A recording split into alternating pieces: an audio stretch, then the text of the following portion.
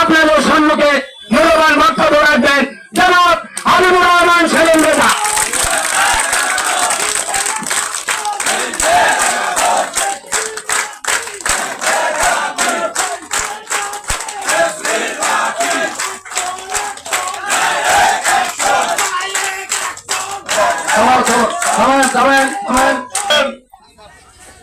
বাংলাদেশ জাতীয়তাবাদী দল শ্রীরাম কর্তৃক আয়োজিত আজকে বিক্ষোভ সভা মিছিল পরবর্তী পথ সমাবেশের সংগ্রামী সভাপতি উপস্থিত আছেন শ্রীরাম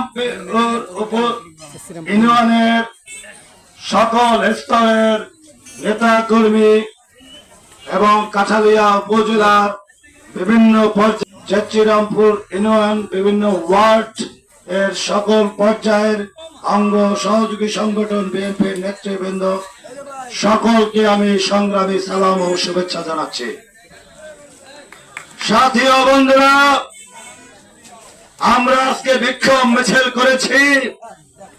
বিগত বক্তারা ইতিমধ্যেই বক্তব্য বলেছেন কে কারণে আমরা আজকে বিক্ষোভ মিছিল করেছি।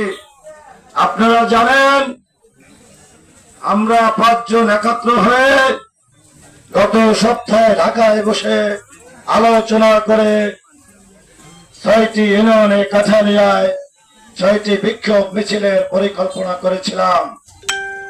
তারই ধারাবাহিকতায় আজকে শ্রীরামপুরে বিক্ষোভ মিছিল হয়েছে।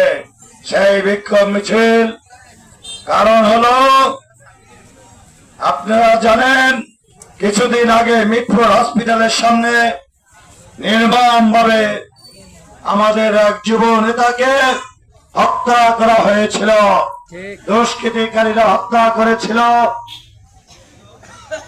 সেই হত্যার প্রতিবাদে সেদিন ঢাকা সহ সারা বাংলাদেশে ছাত্রদল, যুবদল, স্বেচ্ছাসেবক দল, বিএনপি বিক্ষোভ ফেটে পড়েছিল এবং আমরা তাৎক্ষণিকভাবে সেই হত্যার প্রতিবাদ করেছিলাম। বড় দুঃখের বিষয়, সেই হত্যাকে ভিন্ন খাতে প্রবাহিত করার জন্য বাংলাদেশের একটি কুচক্রী মহল সেই 17 বছর যারা ফেসিবাদের দোষর ছিল তারা এখনো বাংলাদেশের বিভিন্ন আনাচে কানাচে লুকিয়ে আছে এবং তাদের প্ররোচনায়, তাদের সহযোগিতায় তারা কুচক্রীভাবে আমাদের জুলাই আন্দোলনের, জুলাই আগস্টের বিপ্লবের সহযোদ্ধা ভাইদের বিভিন্ন ভাবে উস্কানির মাধ্যমে তারা আমাদের দলের প্রাণ, বাংলাদেশের প্রাণ, যাকে আমরা হৃদয় লালন করি, বহন করে, সেই আমাদের শহীদ রাষ্ট্রপতি জিয়াউর রহমান, দেশনেত্রী বেগম খালেদা জিয়া, সুযোগ্য উত্তরসূরি দেশ নায়ক তারেক রহমান, তার বিরুদ্ধে কটূক্তিবদ্ধ বক্তব্য, উদ্ধত্তপূর্ণ আচরণ করে মিছিল করেছে। আমরা সেই উদ্ধত্তপূর্ণ আচরণ এবং কটূক্তিপূর্ণ বক্তব্য এই বিক্ষোভ পরবর্তী সমাবেশ থেকে তীব্র নিন্দা প্রতিবাদ জানাচ্ছে। আরেকটি দলকে হুঁশিয়ার করে দিতে চাই, 17টি বছর দেশনেত্রী বেগম খালেদা জিয়ার নেতৃত্বে আপনারা আমাদের পাশে ছিলেন এবং আপনাদের দেখভাল করে বাংলাদেশ জাতীয়তাবাদী দল রেখেছে।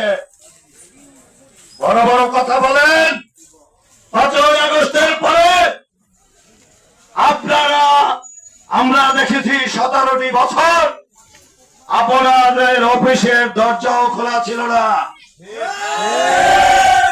দরজা বন্ধ করা ছিল। সেই ফ্যাসিবাদের দোসর অবৈধ প্রধানমন্ত্রী শেখ হাসিনার নেতৃত্বে সেদিন বাংলাদেশ জামাত ইসলামকে চিরতরে নির্বাসিত করার জন্য সেদিন আওয়ামী সরকার চেষ্টা করেছিল।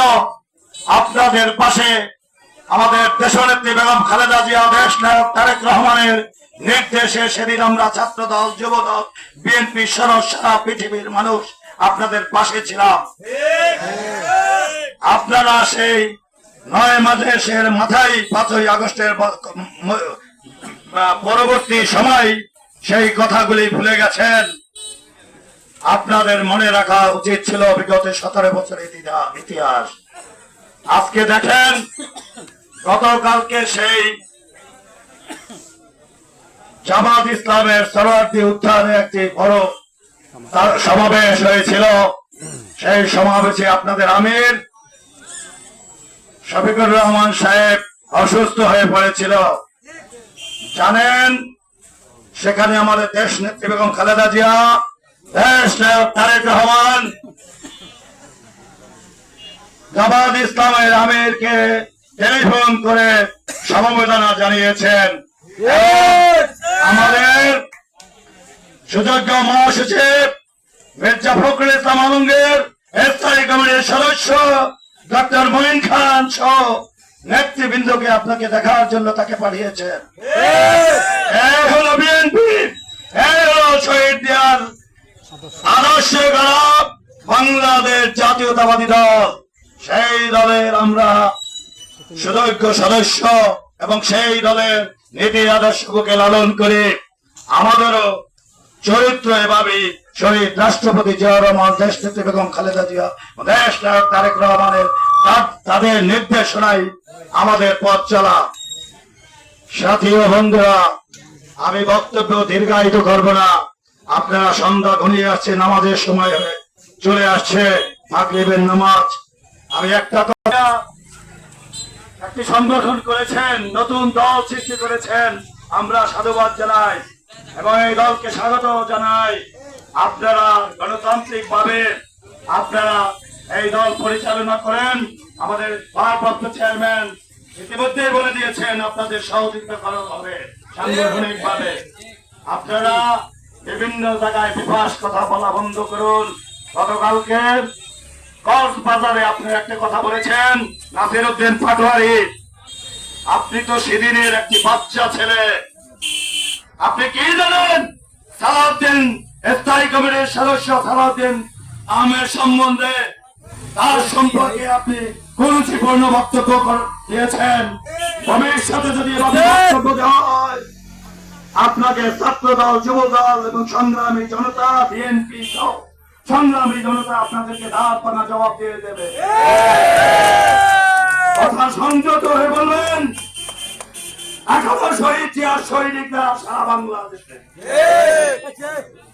শহীদ জিয়ার একটি সৈনিক বেঁচে থাকতে বাংলাদেশে প্রতিবাদের 10,000